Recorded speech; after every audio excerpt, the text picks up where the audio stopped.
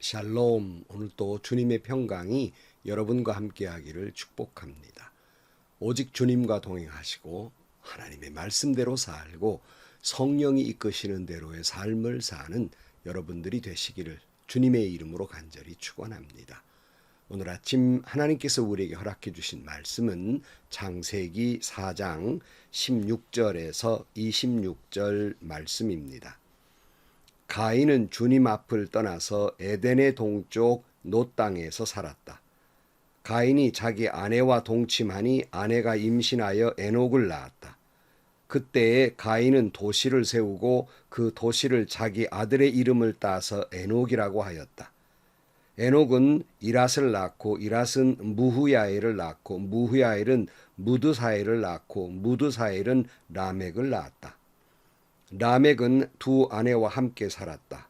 한 아내의 이름은 아다이고 또 한 아내의 이름은 실라이다. 아다는 야발을 낳았는데 그는 장막을 치고 살면서 집짐승을 치는 사람의 조상이 되었다. 그의 아우의 이름은 유발인데 유발은 수금을 타고 통소를 부는 모든 사람의 조상이 되었다. 또한 실라는 두발가인이라는 아이를 낳았다. 그는 굴이나 쇠를 가지고 온갖 기구를 만드는 사람이다. 두발가인에게는 나아마라고 하는 누이가 있었다. 라멕이 자기 아내들에게 말하였다. 아다와 실라는 내 말을 들어라. 라멕의 아내들은 내가 말할 때 귀를 기울여라. 나에게 상처를 입힌 남자를 내가 죽였다. 나를 상하게 한 젊은 남자를 내가 죽였다. 가인을 해친 벌이 7갑절이면 라멕을 해치는 벌은 77갑절이다. 아담이 다시 자기 아내와 동침하였다. 마침내 그의 아내가 아들을 낳고 말하였다. 하나님이 가인에게 죽은 아벨 대신에 다른 씨를 나에게 허락하셨구나. 그의 아내는 아이의 이름을 셋이라고 하였다. 셋도 아들을 낳고 아이의 이름을 에노스라고 하였다. 그때 비로소 사람들이 주님의 이름을 불러 예배하기 시작하였다. 아멘. 최초의 살인 가인이 동생 아벨을 죽인 벌을 받게 됩니다. 그러나 벌은 받았지만 그의 생명은 보존을 받게 됩니다. 창세기 4장 15절 말씀에 주님께서 그에게 말씀하셨다. 그렇지 않다. 가인을 죽이는 자는 7갑절로 벌을 받을 것이다. 주님께서는 가인에게 표를 찍어주셔서 어느 누가 그를 만나더라도 그를 죽이지 못하게 하셨다. 이제 가인은 하나님을 떠나게 됩니다. 16절 말씀에 보면 가인은 주님 앞을 떠나서 에덴의 동쪽 놋 땅에서 살았다 그랬어요. 하나님을 떠난 가인, 하나님 곁을 떠난 인생은 어떻게 되었을까요? 가인은 에덴 동쪽 놋 땅에서 살게 됩니다. 놋이라는 말 자체가 방황한다는 뜻을 가지고 있습니다. 여러분, 하나님을 떠난 인생은 방황할 수밖에 없는 겁니다. 어제 살펴본 대로 하나님이 가인에게 벌을 내릴 때도 이런 말씀을 하셨죠. 4장 12절 말씀. 내가 밭을 갈아도 땅이 이제는 너에게 효력을 더 나타내지 않을 것이다. 너는 이 땅 위에서 쉬지도 못하고 또 돌아다니게 될 것이다. 그랬어요. 바로 이것은 하나님께서 가인에게 벌을 내린 가인의 숙명이기도 합니다. 아니, 하나님을 떠난 인생의 숙명이기도 한 것입니다. 근데 문제는 가인이 이 벌을 받아들이지 않고 있는 장면이 오늘 본문에서 나타납니다. 오히려 하나님께 도전적인 모습이지요. 17절 말씀. 가인이 자기 아내와 동침하니 아내가 임신하여 에녹을 낳았다. 그때에 가인은 도시를 세우고 그 도시를 자기 아들의 이름을 따서 에녹이라고 하였다 그랬어요. 가인이 아내와 동침해서 에녹을 낳았는데 에녹을 낳은 후에 도시를 세우게 됩니다. 그리고 자기 아들 이름을 붙이지요. 에녹이라고. 근데 여러분이 도시를 세웠다고 하는 것, 즉 도성을 쌓았다는 것이에요. 이로부터 이제 인류의 문명이 시작이 되는 겁니다. 여러분, 하나님께서는 가인에게 어떤 벌을 내리셨죠? 여기저기 떠돌아 다닐 것이다. 그러나 그의 생명은 하나님이 보호할 것이다 라고 말씀하셨는데, 가인은 거기에 정면으로 반박하듯이 한 곳에 정착해서 도시를 세웁니다. 성을 쌓습니다. 성을 쌓았다고 하는 것은 하나님 필요 없고 자기와 자기 가족들, 이제 아이가 태어나고 보니까 내가, 내 자식, 내 식구는 내가 책임지겠다고 하는 그런 모습입니다. 아주 전형적인 하나님을 떠난 자의 모습이라고 할 수 있겠습니다. 자, 시편 127편 3절 말씀에 보면 자식은 주님께서 주신 선물이요 태 안에 들어있는 열매는 주님이 주신 상급이다 그랬습니다. 여러분, 자녀는 내 것이 아닙니다. 하나님이 주신 선물입니다. 상급입니다. 그러므로 자녀를 내 자식 내 마음대로 키우는 것이 아니라 하나님이 주신 선물이요 상급이니까 하나님의 뜻에 따라서 내 자녀를 길러야 하는 거예요. 여러분, 내 자식 내 마음대로 내가 보호하고 키울 수 있다고 생각하십니까? 자녀 때문에 문제없는 부모가 없고 아무리 내가 내 자녀를 영원히 보호하고 싶어도 우리도 죽을 날이 올 것이고 자녀는 내가 세상을 떠난 다음에 보호할 수 없는 겁니다. 살아있을 때도 그렇지만 죽으면 더더욱 그렇습니다.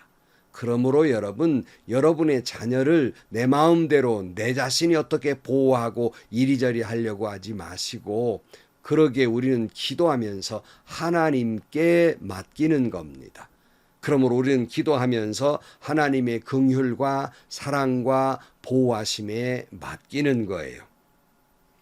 근데 여기 보면 가인은 도성을 쌓고 제 맘대로 하려고 하는 하나님의 벌에 대한 정면 도전입니다. 게다가 도성을 쌓았다고 하는 것은 울타리를 만들었다는 얘기 아닙니까? 그 밖과는 단절됐다 하는 말입니다. 그러다 보니까 인류는 꽁꽁 문을 닫아 걸고 자신만을 위해 살아가는 이기주의적인 삶을 살게 됩니다. 여러분, 결코 그래서는 우리는 행복할 수 없는 거예요. 하나님이 지켜주시지 않으면 하나님을 떠난 인생으로 아무리 문을 꼭꼭 잠그고 내가 스스로를 보호하겠다고 하지만 곧 무너지는 성이 되고 마는 겁니다. 시편 127편 1절 말씀에 주님께서 집을 세우지 아니하시면 집을 세우는 사람의 수고가 헛되며 주님께서 성을 지키지 아니하시면 파수꾼의 깨어 있음이 헛된 일이다. 일찍 일어나고 늦게 눕는 것, 먹고 살려고 애써 수고하는 모든 일이 헛된 일이다. 진실로 주님께서는 사랑하시는 사람에게는 그가 잠을 자는 동안에도 복을 주신다 그랬어요. 아무리 인간이 자기의 성을 쌓더라도 하나님이 함께해 주시지 않으면 헛되고 헛되니 모든 것이 헛된 일이 되고 말 것입니다. 자, 이제 본격적으로 가인의 후손의 이제 이름들이 나옵니다. 18절 이하에 에녹은 이랏을 낳고 이랏은 무야엘을 낳고 무야엘은 무드사엘을 낳고 무드사엘은 라멕을 낳았다. 라멕은 두 아내와 함께 살았다. 한 아내의 이름은 아다이고 또 한 아내의 이름은 실라이다 그랬어요. 자, 하나님을 떠난 자의 자손들, 가인의 6대 자손인 라멕이 나옵니다. 전형적으로 하나님을 떠난 후손들의 모습이 나오는데 라멕이 두 아내를 데리고 삽니다. 이것은 에덴 동산에 하나님이 가정을 지은 원초적인 그 원리에서 벗어난 모습입니다. 하나님의 창조의 질서를 깨었다 할 수 있겠습니다.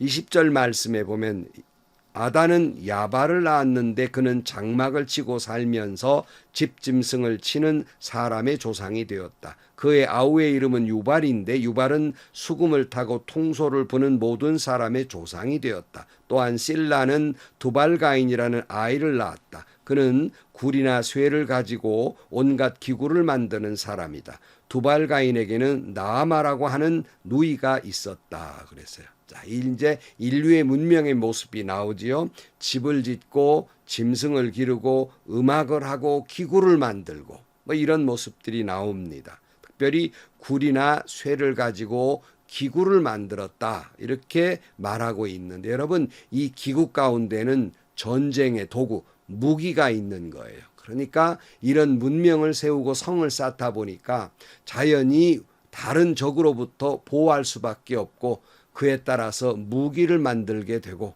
곧 전쟁이 있게 되더라 하는 말씀입니다. 그러므로 여러분, 하나님을 떠난 인생의 삶은 결국 이렇게 전쟁이 임하게 되고 아귀다툼과 싸움과 분노가 있기 마련인 것이에요. 23절 말씀에 보면 라멕이 자기 아내들에게 말하였다. 아다와 실라는 내 말을 들어라. 라멕의 아내들은 내가 말할 때 귀를 기울여라. 나에게 상처를 입힌 남자를 내가 죽였다. 나를 상하게 한 젊은 남자를 내가 죽였다. 가인을 해친 벌이 7갑절이면 라멕을 해친 벌은 77갑절이다 그랬어요. 라멕이 이런 분노가 있음으로써 사람을 해치게 됩니다.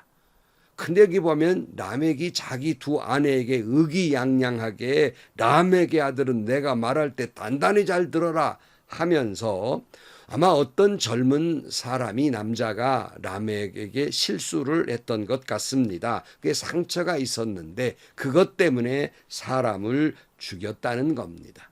사람을 죽인 것도 문제인데 과연 가인의 후손이지요? 분노를 조절하지 못하고. 문제는 이것을 자랑하고 있다는 거예요. 내가 이렇게 사람을 죽였다고 단단히 들어보라고, 잘 들어두라고 이렇게 말하는 겁니다. 하나님을 떠난 사람들의 문명이 얼마나 타락하고 얼마나 사악해지는지를 알 수 있습니다. 이제 가인의 후예라는, 황순원 씨의 가인의 후예라는 소설도 있는데, 최초의 살인자 가인을 빗댄 것이지요. 바로 이것은 공산주의자들을 의미합니다.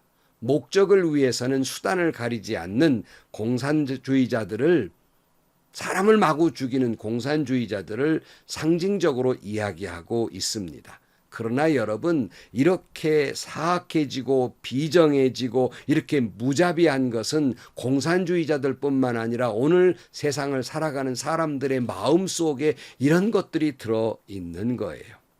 아주 비정합니다. 아주 사악합니다. 아주 무자비해요.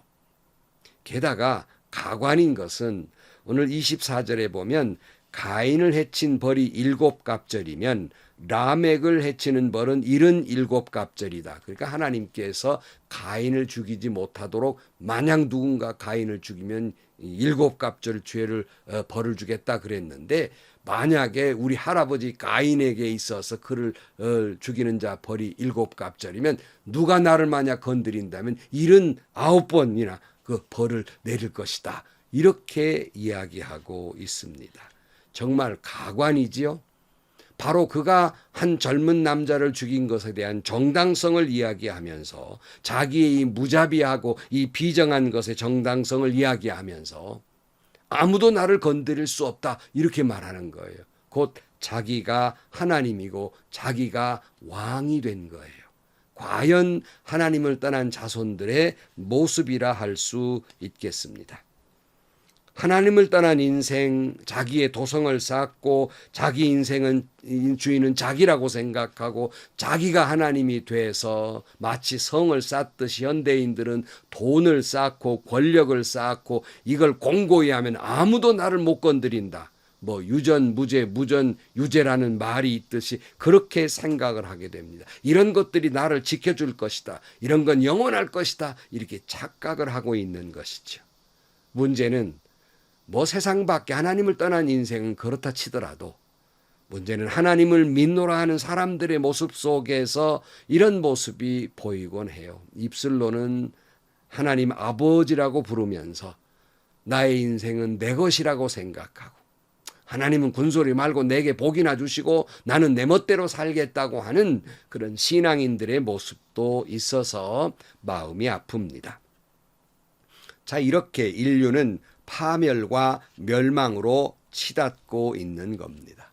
과연 이 세상이 가인의 후회로 인해서 세상은 끝장을 볼 것인가? 하나님은 인류를 이대로 끝나게 하시지 않습니다.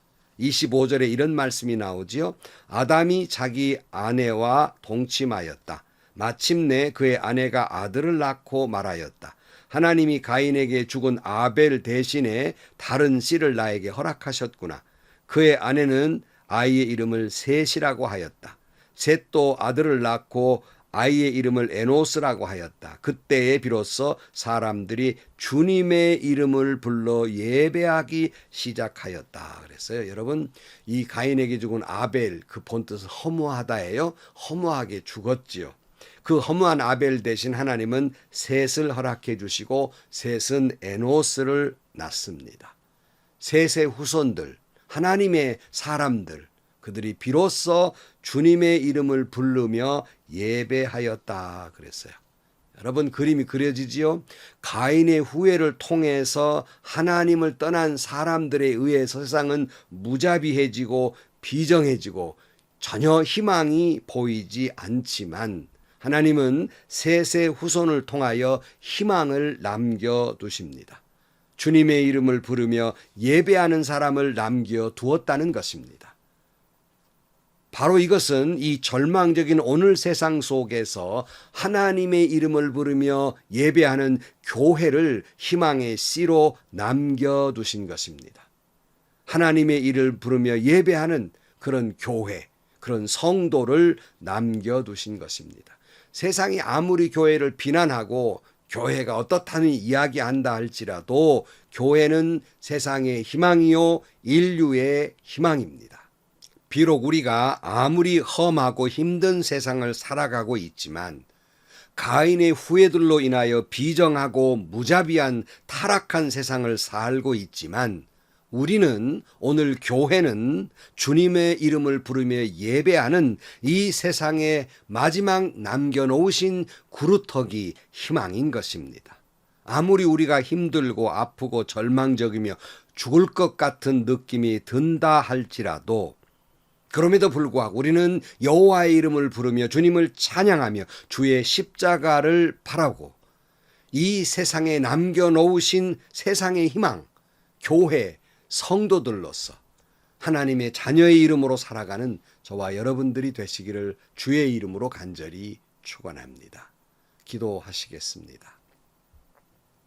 최초의 살인자 가인의 후예가 하나님을 떠난 인생들이 이 세상을 어지럽히고 있지만 하나님이 이 땅에 남겨놓은 마지막 희망, 여호와의 이름을 부르며 예배하는 성도들, 교회를 남겨두신 줄로 믿습니다. 가인의 후예들 때문에 세상은 어지럽고 힘들고 괴롭고 마음 아픈 일들이 많지만 그럼에도 불구하고 저희들로 하여금 세상의 희망으로 살아가는 저희들이 되게 하여 주옵소서. 예수님의 이름으로 기도하옵나이다. 아멘. 여러분, 사실 저도 오늘날 교회들의 많은 여러 가지 문제들을 보면서 걱정스럽고 또 괴롭고 또 많은 사람들이 교회에 대해 지적할 때 부끄럽지만 그럼에도 불구하고 교회는 이 세상의 희망으로 하나님이 두신 곳입니다. 아무리 성도가 이렇고 저렇고 별 말을 해도 성도는 여호와의 이름을 부르며 예배하는 성도는 세상의 마지막 희망입니다. 그 희망으로 살아가는 여러분들이 되시기를 주의 이름으로 축원합니다. 오늘도 행복하시고요. 좋은 일이 가득한 하루가 되시기를 주님의 이름으로 간절히 축원합니다.